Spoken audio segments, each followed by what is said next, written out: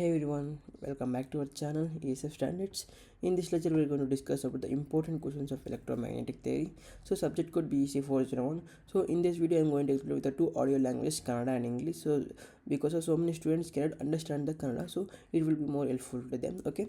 So, video ಹೋಗಿನ ಮುಂಚೆ ನಾನು ಸ್ವಲ್ಪ ಇನ್ಸ್ಟ್ರಕ್ಷನ್ಸ್ ಕೊಟ್ಬಿಡ್ತೀನಿ. ಆ್ಯಕ್ಚುಲಿ ಏನಂದರೆ ಹೆಂಗೆ ಓದಬೇಕು ನಿಮಗೆ ಎಕ್ಸಾಮ್ಸ್ಗೆ ಪ್ರತಿಯೊಂದು ಕೂಡ ಅಂತ ಹೇಳ್ತೀನಿ. So, actually it's A regular video means what regular video ಅಂದರೆ ನಿಮಗೆ ಈ targeting like 95+ marks. Okay, 95+ marks target ಮಾಡ್ತಿದ್ದೀವಿ ಅಂತ. Also it's consist of 15 questions from each modules. ಇದರ್ ಇಲ್ಲಾಂದರೆ ನಿಮಗೆ 20 ಕ್ವಶನ್ಸ್ ಕೂಡ ಕನ್ಸಿಸ್ಟ್ ಮಾಡ್ಬೋದು ಒಂದೊಂದು ಮಾಡ್ಯೂಲಲ್ಲಿ. ಸೊ ಮೀನ್ಸ್ ಪ್ರಾಬ್ಲಮ್ಸ್ ಮೇಲೆ ಡಿಪೆಂಡ್ ಆಗುತ್ತೆ. ಓಕೆನಾ. Next also if U C the 2.0 video for just it's like 7 questions it will come. Okay, 7 questions like 70 marks, 70+ marks. So 3.0 video ಅಂದರೆ ಒನ್ ಡೇ ಬಿಫೋರ್ ಎಕ್ಸಾಮ್ ಅಂತ ಹೇಳ್ತೀನಿ. So 35+ marks and 45 marks and 50 marks, up to 50 marks approach ಆಗುತ್ತೆ.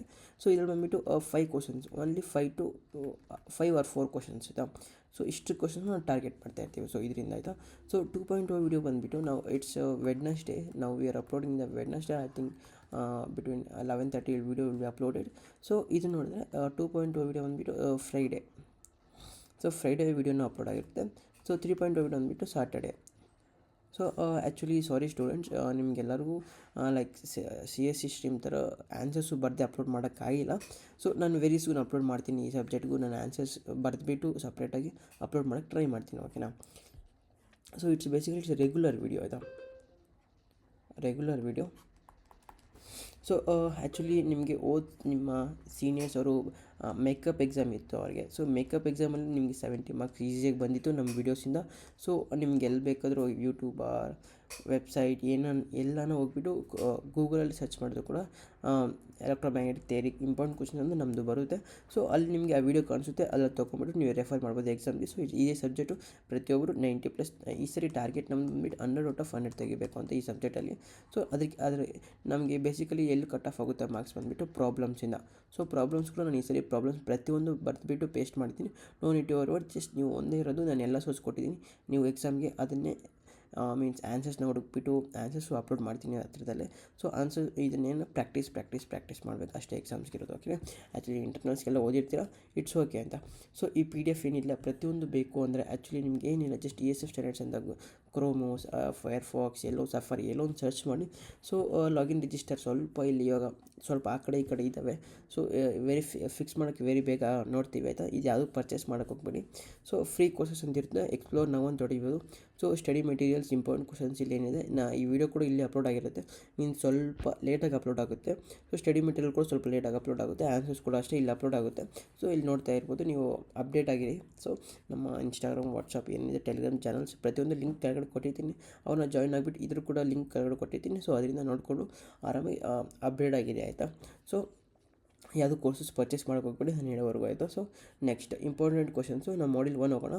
So module 1 ಹೋಗೋ ಮುಂಚೆ ಹೇಳಿದ್ನಲ್ಲ, first main target ಬಂದುಬಿಟ್ಟು 100/100 marks ತೆಗಿಬೇಕು ಈ ಸರಿ ಆಯಿತಾ. ಪ್ರತಿಯೊಂದು ಗಮನದಲ್ಲಿ ಇಟ್ಕೊಂಡು ಎಲ್ಲರೂ ಫೋಕಸ್ ಮಾಡಿ. ನಿಮಗೆ ಸೆಕೆಂಡ್ ಸಬ್ಜೆಕ್ಟ್ ಏನು ಆ ಥರ ಟೆನ್ಷನ್ ಪಡೋಕೆ ಹೋಗ್ಬಿಡಿ. ಒನ್ ಡೇ ಇದೆ ಸಾಕು ನಿಮಗೆ. ಫ್ರೈಡೇ ಒಂದು ದಿವಸ, ಒಂದು ಹಾಫ್ ಡೇ ಕೊಡಿ ಆ ಸಬ್ಜೆಕ್ಟ್ಗೆ.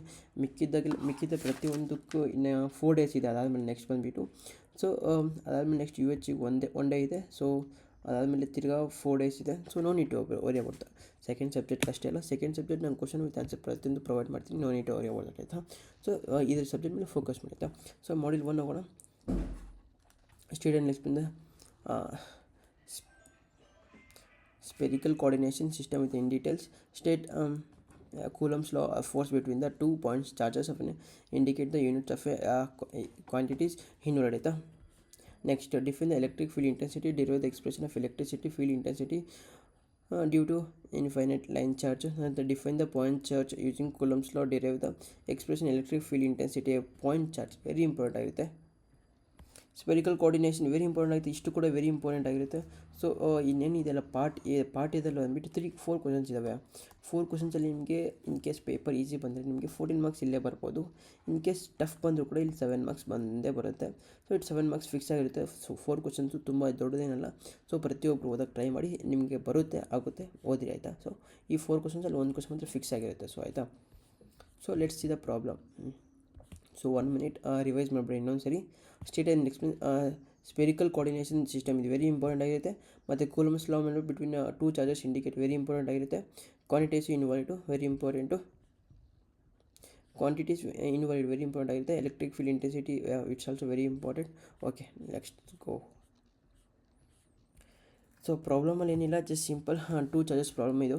ಓಕೆ, ಪ್ರಾಬ್ಲಮಲ್ಲಿ ಟೂ ಟೈಪ್ಸ್ ಆಫ್ ಪ್ರಾಬ್ಲಮ್ಸ್ ಇದ್ದಾವೆ, ಟೂ ಟೈಪ್ಸ್ ಆಫ್ ಕಾನ್ಸೆಪ್ಟ್ ಮೇಲೆ. ಸೊ ಲೆಟ್ ದ ಪಾಯಿಂಟ್, ಇದು ಏನಿದೆ ಪ್ರಾಬ್ಲಮ್ ಕಾಣಿಸಿದೆ ಲೊಕೇಟೆಡ್ ಇನ್ ಅಟ್, ಇದು ವೆರಿ ಇಂಪಾರ್ಟೆಂಟ್ ಆಗಿರುತ್ತೆ. ನಾವು ಪ್ರಾಬ್ಲಮ್ ಸ್ಕ್ರೋಲ್ ಮಾಡ್ತಾಯಿದ್ದೀನಿ, ಪಾಸ್ ಮಾಡಿಬಿಟ್ಟು ನೀವು ಬರೀಬೇಕಾದ್ರೆ ಬರ್ಕೋಬೋದು. ಸೊ ನೋಡ್ಕೋಬೋದು ಈ ಪ್ರಾಬ್ಲಮ್ಸ್ ಪ್ರತಿಯೊಂದು. ಇದನ್ನು ಆಲ್ರೆಡಿ ನಾನು ವಾಟ್ಸಪ್ಪಲ್ಲಿ ಅಪ್ಲೋಡ್ ಮಾಡಿಬಿಟ್ಟಿದ್ದೀನಿ, ನೋಡ್ಕೋಬೋದು. Also Telegram. ಓಕೆ,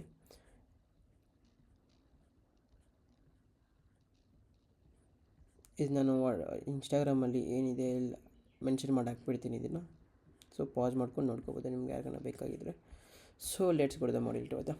ಆ್ಯಕ್ಚುಲಿ ಹೇಳ್ಬೇಕಂದ್ರೆ ಇದನ್ನೆಲ್ಲ ನೀವು ಓದ್ಬಿಟ್ಟಿದ್ದೀರಾ ನಿಮ್ಮ ಪ್ರೀವಿಯಸ್ ಸೆಮ್ಸಲ್ಲಿ, ಮೀನ್ಸ್ ಫಿಸಿಕ್ಸ್ ಎಲ್ಲ ಓದ್ಬಿಟ್ಟಿದ್ದೀರಾ ಸೆಕೆಂಡ್ ಸೆಮ್ ಮೇಲೆ ನೀವು. Okay, it's okay, fine. Okay, module 2 ಹೋಗೋಣ. State and explain the Gauss law of point charge. Very easy question, very important ಆಗುತ್ತೆ. State and prove the divergence theorem, very important. Actually it's 2 ಕ್ವಶನ್ಸಲ್ಲಿ 1 question fix ಆಗಿರುತ್ತೆ.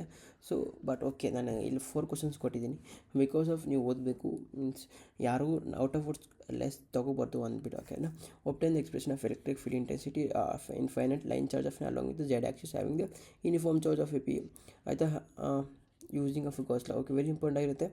Next, derive the expression of work done with a moving point charge within a electric field. Yeah, so very important. In this 4 of the questions ಬಂದ್ಬಿಟ್ಟು, in these 4 questions you will get one of the fixed questions for your exams. Okay, so don't leave any of those questions. So ಇಲ್ಲೇ ಬಂದ್ಬಿಟ್ಟು ನಿಮಗೆ 7 marks ಈಸಿಯಾಗಿ ನೀವು score ಮಾಡ್ಬೋದು. You can score 7 marks in this part. Okay, in the 4 questions. In 2.2 3.2 ವೀಡಿಯೋಸಲ್ಲಿ ನಿಮಗೆ ತುಂಬ ಕಾಣಿಸುತ್ತೆ, ತುಂಬ accurate question. Define the potential difference, derive the expression of potential difference of a point charge, derive the equation of continuity and continuity of current, Gauss divergence theorem ಅಲ್ಲಿ ಕೊಟ್ಟಿದ್ದೀನಿ, but ಇನ್ನೊಂದು ಸರಿ ಕೊಟ್ಟಿದ್ದೀನಿ, it's okay. So in this 3 of the question, 1 of the question is fix for your exams. So ಇಲ್ಲಿ 7 marks ಆಯಿತು, 7 to 14 marks ಆಯ್ತು ಇಲ್ಲಿ. ಮತ್ತು ಪ್ರಾಬ್ಲಮ್ ತುಂಬ ಇದ್ದಾವೆ, ಬಟ್ ನಾನು ಒಂದೇ ಔಟ್ ಆಫ್ ಫುಡ್ ತೊಗೋಬೇಕು ಪ್ರತಿಯೊಬ್ಬರು, ಅದರಿಂದ ಪ್ರಾಬ್ಲಮ್ಸ್ ಪ್ರತಿಯೊಬ್ಬರು ಸಾಲ್ವ್ ಮಾಡಬೇಕು. ಓಕೆನಾ. ನಾ ಪಾಯಿಂಟ್ ಚಾರ್ಜು ಇದನ್ನೇ ನೋಡ್ಕೊಂಡು ಸ್ಕ್ರೋಲ್ ಮಾಡ್ತಾ ಇದ್ದೀನಿ. So you can pass it and you can write in your own notes or your book.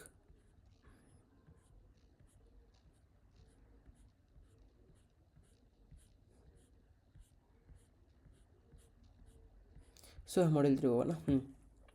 So model 3 ಹೋಗೋಣ ಮುಂಚೆ ನೀವೇನು ಇಷ್ಟು ಜಸ್ಟ್ ನೋಡ್ತಿದ್ದೀರಾ, ನಿಮಗೆ ಪ್ರೀವಿಯಸ್ ಸೆಮ್ ಈ ಚಾನಲ್ ತುಂಬ ಹೆಲ್ಪ್ ಆಗಿದೆ ಅಂದ್ಕೊತಿದ್ದೀನಿ.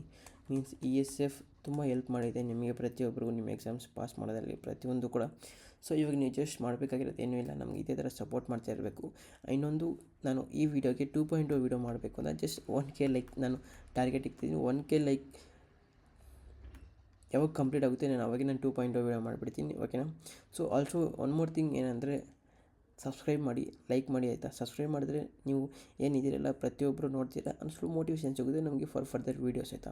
ಸೊ ಅದರಿಂದ ಪ್ರತಿಯೊಬ್ಬರು ಲೈಕ್ ಮಾಡಿ ಮತ್ತು ಸಬ್ಸ್ಕ್ರೈಬ್ ಮಾಡಿ, ಮತ್ತು ನಿಮಗೆ ವೀಡಿಯೋನ ಅಪ್ಲೋಡ್ ಮಾಡಿದ ತಕ್ಷಣ ಬರಬೇಕಂದ್ರೆ ಬೆಲ್ ನೋಟಿಫಿಕೇಶನ್ ಆನ್ ಮಾಡ್ಕೊಳ್ಳಿ, ಆಯಿತಾ. ಸೊ ಆ್ಯಕ್ಚುಲಿ ಇಟ್ಸ್ ನಾನ್ ಎಡಿಟೇ ಮಾಡಲ್ಲ ಯಾವ videos, so just record upload that's all. Okay, so ನೋಡ್ಕೋಬೋದು ನೀವು, ಆಯಿತಾ. ಸೊ ಇಲ್ಲೆಲ್ಲ ಹಾಕೋಕ್ಕಾಗಲ್ಲ ನಾನು all subscribe buttons and all, so adjust it and just subscribe, just understand our feelings. I am going to understand your feelings, so just okay. Derive the poisons of a Laplace equations of right Laplace equations, cylindrical and polar coordinates, very important questions. Derive the Ampere's law, circuit law with a point of Stokes theorems, ಮತ್ತೆ state and explain the Biot-Savart's and law of applicable magnetic field. Yeah very important ಆಗಿರುತ್ತೆ ಇವು. So ಇನ್ನೇನು 3 questions ನೋಡ್ತಿದ್ದಾರಾ, ಈ 3 questions very very important questions ಆಗಿರುತ್ತೆ. So it carries like 7 marks, very important. Okay, evaluate the expression of capacitance of a 2 uniformly charge parallel lines of infinite extent of the state and prove the Biot-Savart's. So ಇನ್ನೊಂದು ಸರಿ ಕೊಟ್ಟಿದ್ದೀನಿ, Biot-Savart's law, ಮತ್ತು state and prove the Ampere's circuit law, ಮತ್ತು actually the 3 of the question, 1 of the question fixed for your exams, for it carries like 7 marks, ಆಯಿತಾ. Next problem 13 problems ಬರ್ದಿದ್ದೀನಿ already. This is also I am going to explain in Friday. Why because every one complete this. Okay, 2 ದಿವಸ time ಇದೆ, Wednesday Thursday ಪ್ರತಿಯೊಂದು complete ಮಾಡಿ ನಾನು ಅದನ್ನು ಅವಾಗ upload ಮಾಡ್ತೀನಿ. ಸೊ ಇದರಲ್ಲಿ 6 ಮಾರ್ಕ್ಸ್ ಬರುತ್ತೆ. ಈ ಮಾಡಲಲ್ಲಿ 20/20 ಈಸಿಯಾಗಿ ಸ್ಕೋರ್ ಮಾಡ್ಬೋದು ಈ ಮಾಡಲಲ್ಲಿ ಕೂಡ ನಿಮಗೆ ಎಕ್ಸಾಮ್ಸ್ಗೆ. ಸೊ ಅದಾಗಿತ್ತೆ. ನೆಕ್ಸ್ಟ್ ಮಾಡ್ಯೂಲ್ 4 ಹೋಗೋಣ. ಮಾಡ್ಯೂಲ್ 4 ಹೋಗಿನ ಮುಂಚೆ ಇವಾಗ ಯಾರನ್ನ ಸಬ್ಸ್ಕ್ರೈಬ್ ಮಾಡಿ ಲೈಕ್ ಮಾಡಿ. 1K ಲೈಕ್ ಟಾರ್ಗೆಟ್ ಮಾಡ್ತಿದ್ದೀನಿ ಫಾರ್ 2.2 ವೀಡಿಯೋಸ್ ಆಯಿತಾ.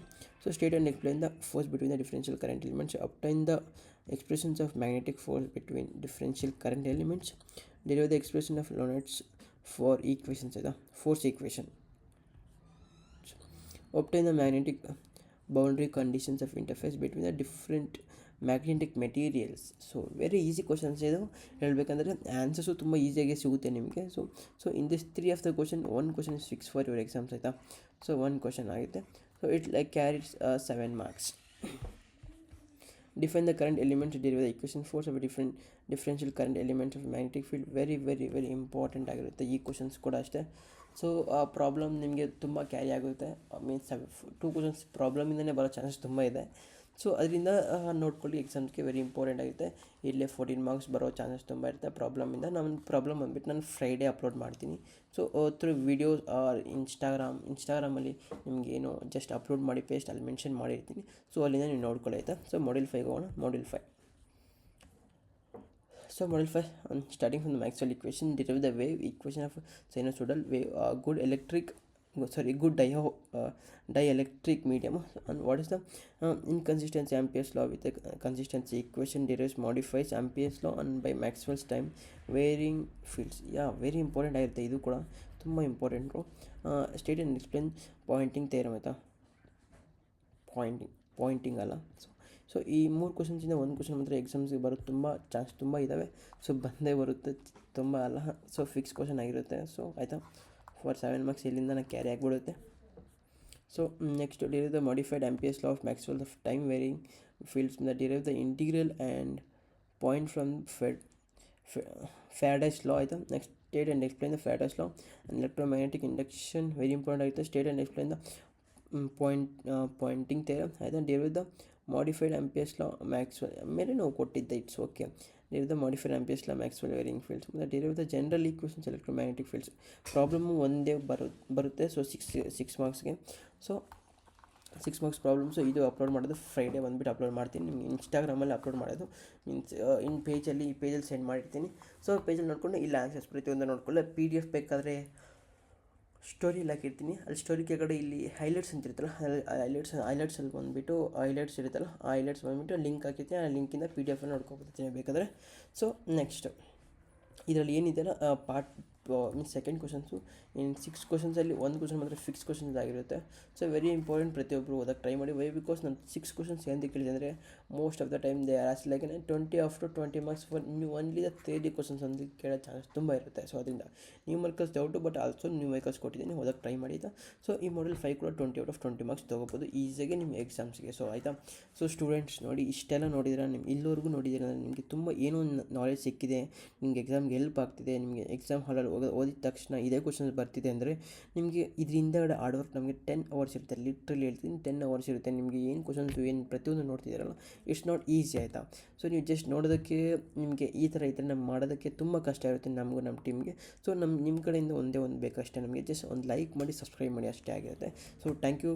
ನೆಕ್ಸ್ಟ್ ವೀಡಿಯೋದಲ್ಲಿ ಸಿಗೋಣ. ಅನ್ನೋವರೆಗೂ ಓದ್ತಾನೆ ಇರಿ, ಯಾವುದು ಹೋಪ್ಸ್ ಅಂದರೆ ಬಿಡಬೇಡಿ. So start.